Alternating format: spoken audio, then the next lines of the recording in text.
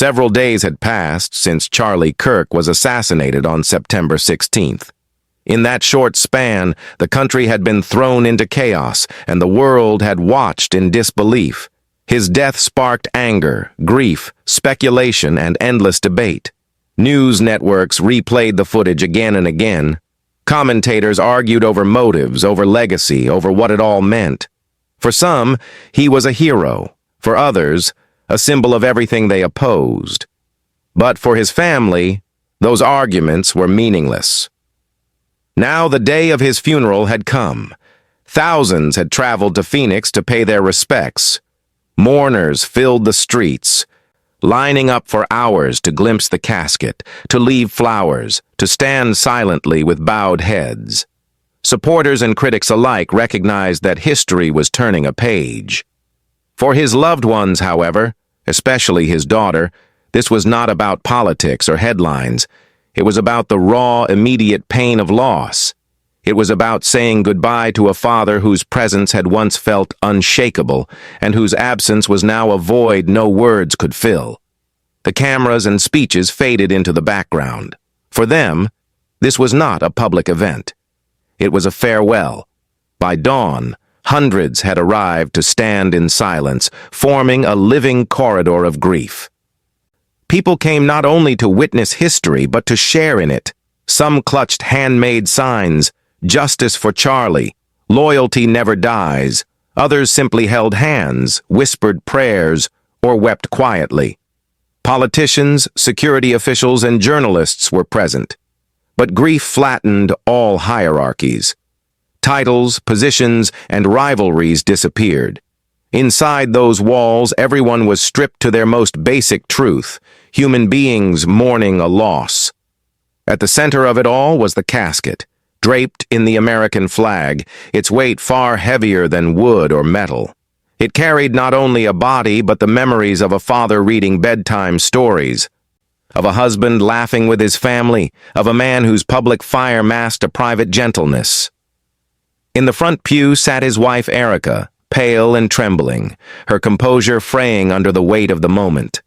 Beside her, their daughter clutched a folded piece of paper she had hoped to turn into a eulogy but could not bring herself to read.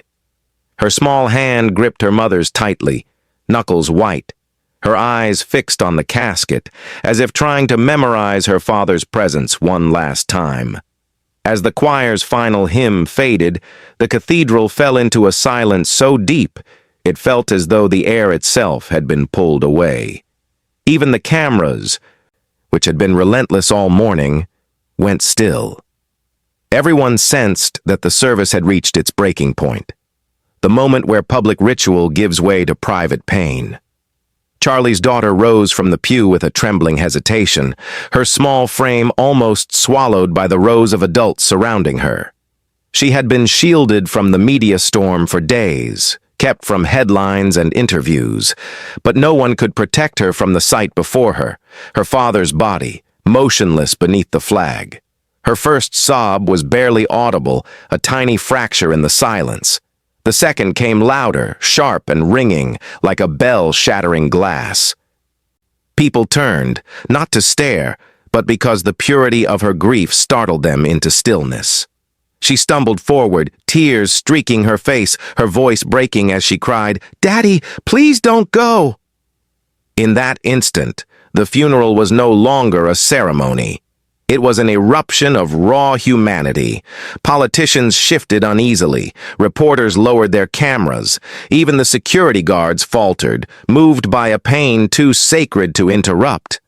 And then, as if drawn by the sound of her cries, another figure entered the story.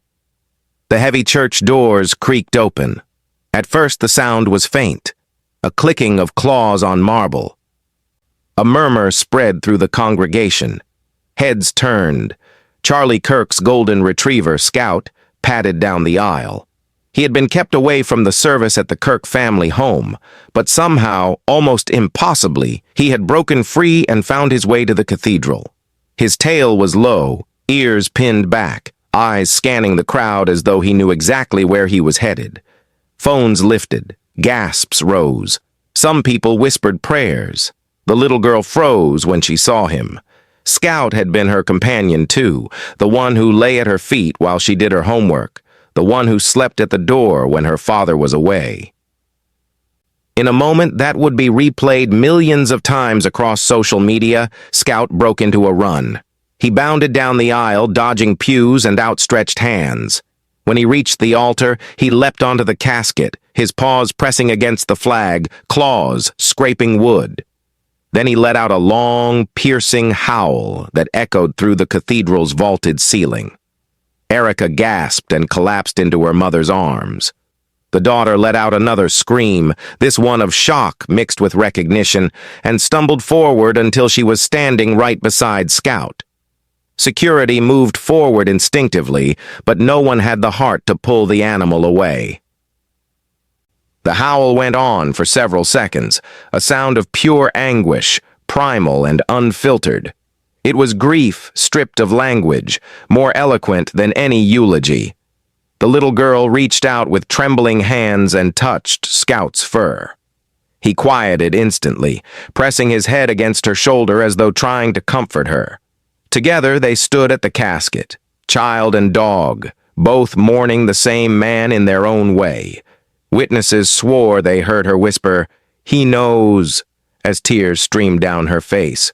Whether she was speaking to her mother, the dog, or her father's memory, no one could tell. But the words resonated, echoing the feeling in the room, that Scout's instinctive act was something beyond explanation. The image became iconic before the funeral even ended, a small girl crying beside a golden retriever sprawled across a flag-draped casket. It was the kind of moment that transcended politics, ideology, and even nationality. Within minutes, the scene had spread across the internet. Hashtags surged, Feshos, Scout and Charlie, Loyalty Lives, Funeral of the Decade. Millions shared the clip, calling it the most heartbreaking symbol of loyalty they had ever seen. Some framed it as a divine message, others simply wept. Political commentators, rivals, and allies alike struggled to find words. For once, people on both sides of the aisle paused, not to argue, but to feel. For Charlie's parents, the moment shattered whatever fragile composure they had managed to hold. His mother buried her face in her hands. His father reached toward the casket as if trying to connect not only with his son but also with the dog, embodying his son's spirit. For Erica, the moment was devastating in a way no one else could truly understand. The leap of Scout was not just a gesture of loyalty, it was a reminder of the private world she and Charlie had built. The quiet evenings at home, the dog curled at their feet while they dreamed of the future. That future was gone. For their daughter, the scene fused every emotion into one overwhelming truth. Her father was gone, but the love he had inspired remained. Outside, the crowd erupted into gasps as news crews beamed the footage to the world. Young supporters holding signs dropped them, unable to hold back their tears. Parents knelt with their children, explaining the meaning of loyalty and loss. Veterans wrote about fallen comrades and the bond between soldiers and their dogs. The image traveled like wildfire across continents. European newspapers placed the photo of Scout on their front pages, not because they followed Kirk's politics, but because the moment spoke to something universally human. In Paris, columnists compared it to wartime stories of dogs waiting at train stations for soldiers who never returned. In London, commentators called it a modern pietà, child and animal at the foot of a fallen father. Artists painted the scene in oils and murals. Musicians composed songs inspired by the loyalty displayed at that funeral. Poets filled pages with metaphors about devotion, love, and loss. Teachers showed the clip to students as a lesson in empathy. Parents showed it to their children to illustrate unconditional love. Historians and philosophers debated its meaning. Was it fate? Was it instinct? Was it a sign? For a deeply divided nation, it became all those things at once. Weeks after the funeral, Erica gave a rare interview. She said she could not decide whether Scout's act healed her or shattered her further. It was like our private life exposed to the world, she said. But maybe that's okay. Maybe people needed to see that behind the speeches and the headlines. Charlie was a dad. My daughter lost her father, and Scout lost his best friend. For the little girl, therapy sessions followed. Counselors described how she drew pictures of her father with Scout sitting beside him, how she began speaking about loyalty and heaven in the same sentence. Even at her young age, she understood something many adults struggled to grasp, that love and loss are inseparable. Beyond America's borders, the funeral became headline news.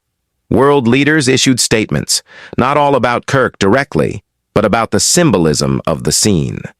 Even adversaries of the United States referenced the story, acknowledging the power of love to transcend ideology. In homes across the world, people reflected on their own relationships, asking themselves if they too had lived with such loyalty, if they too had given the same kind of unconditional love. Months passed. The image did not fade. It grew. Documentaries retold it, universities taught it, social movements borrowed from it, and in each retelling the essence remained the same, that loyalty expressed in its purest form has the power to reshape memory itself. Perhaps the most haunting part of this story is not what the world saw, but what it felt. For one fleeting moment, a divided nation paused. People who had sworn never to empathize with the other side found themselves united, not in politics, but in humanity. They wept for the dog. They wept for the family. They wept for the reminder of their own losses. This, more than anything, is why the funeral will be remembered. Because it reminded us that beneath every label, every argument, every ideology, there is something we all understand. The pain of losing someone we love and the beauty of refusing to let go. Charlie Kirk's funeral will not be remembered for its speeches. It will not be remembered for its headlines. It will be remembered for one image. A small daughter crying beside a loyal dog stretched across the casket of the man it refused to abandon. That image will live in the pages of history, in the hearts of families, and in the stories told long after those who lived it are gone. When history is written, the details of Kirk's political battles may blur. The controversies may fade, the debates may lose their fire, but the leap of that dog, the silence that followed, the tears that fell, that will remain. Because it was more than a funeral. It was a revelation, a moment when grief transformed into something larger than death, something eternal. And so, in the end, perhaps this is the true legacy.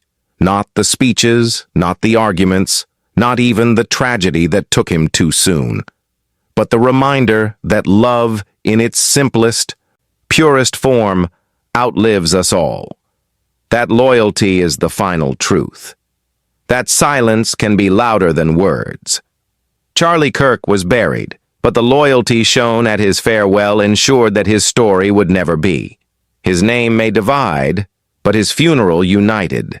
His politics may fade, but his final moment will echo through time.